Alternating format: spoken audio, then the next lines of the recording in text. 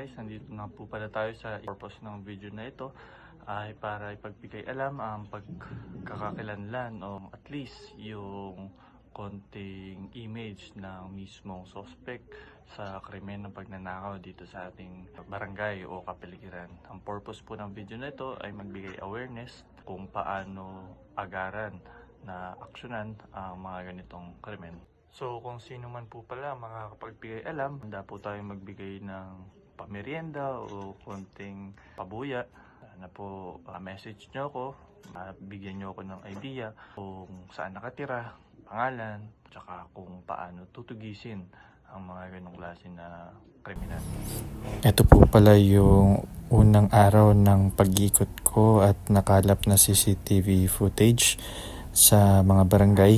At dito makikita nyo, kitang-kita talaga ang mukha ng suspect sa pagnanakaw ng aking bisikleta. Merong decals na Toyota, mga sticker. So kung makikita nyo po yung tricycle na yan, maaari lamang pong ipagbigay alam. At galing sa Rosario Elementary School, siya ay pumasok sa Rayos Compound. At dito naman makikita sa susunod na video na papauwi na siya.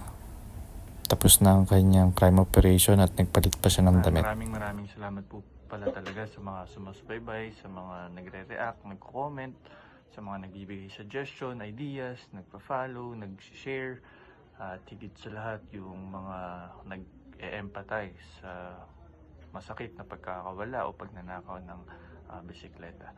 Hindi talaga dapat tinotolerate yung ganito, kaya ginagawa nating platform ang social media para mapabilis ang pagtugis sa mga sindikato o kriminal na kagaya ng ginawa sa atin. Kaya yun, sana matulungan niyo ako sa pagkakawala ng aking bisikleta and pare-parehas nating hindi tolerate yung masamang gawain.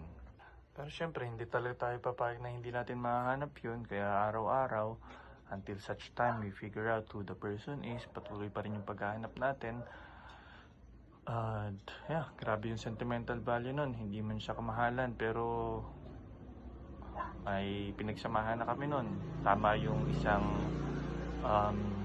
follower natin na nagsabi na maliit o malaki o anumang halaga, napakasakit na mawalan ng bisikleta kasi hindi naman talaga yung value nun o kung magkano yun, kung hindi yung pangyayari at saka yung pinagsamahan, yung sentimental value.